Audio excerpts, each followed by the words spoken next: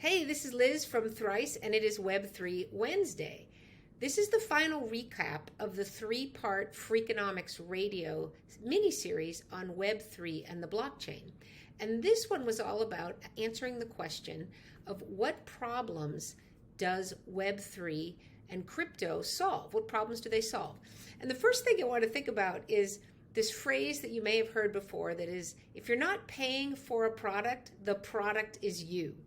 And that is really something that sort of sums up the world of Google and Facebook and the like, where all this advertising allows you to have quote unquote free access to content, but really you're being marketed to all of the time and you kind of become the product. So before diving into what problems crypto solves, a quick recap on Web 1, 2, and 3.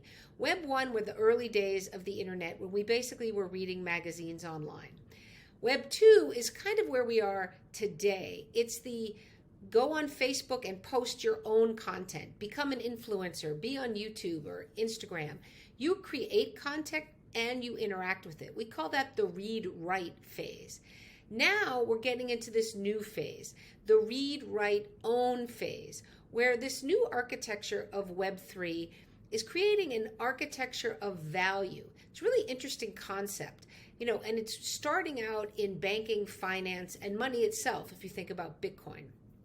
So at the end of the day, most people don't want to be the product, but they do want to have things that are organized, and centralization provides some level of confidence and security.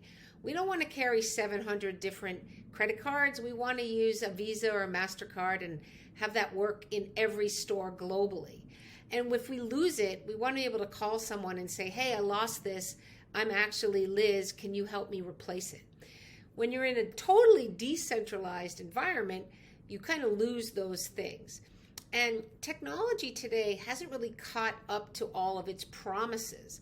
So if you think about Bitcoin and Ethereum or any of these metaverses like Roblox or Sandbox or Decentraland or what have you, none of them talk to each other yet. It's kind of like when people with an AT&T couldn't text people who had Verizon and vice versa. We got past it, but we're not quite there yet with Web3 technology. It is starting, however, to reduce friction in that we could start removing the middleman, like we discussed last time a little bit with NFTs. So there's tons of speculation, and are people making money, and are people just flipping things, and are all of these things scams? And the earliest investors always tend to do best, right? If you had bought Bitcoin when it was a penny and it went up to $10,000, you'd be pretty good and pretty happy about that. And even though it's fallen, look, Bitcoin's 60% or so in the last few months, it's still at 24,000, and just 2009 is when this launched. From 0 to 24,000, in a little over a decade is pretty amazing. So, what we're in now, people refer to as this crypto winter with the crashing prices. That happens to often clear things out. We saw that in Internet 1.0 as well with the pets.com and the like, right? So the weak get eliminated and the great projects rise up. So at the end of the day, this isn't investment advice by any stretch, but if you think crypto is interesting and it's potentially a new asset class, as I believe, you might want to make a small investment. Like any investment, don't invest more than you are able to lose or that you need, and certainly don't invest something if you need the cash short term. But I think it's an interesting way to think about a portfolio going beyond stocks and bonds and the like, and thinking about this as a new asset class and seeing where it will go in the future. So I hope you enjoyed this three-part mini-series recap from Freakonomics Radio.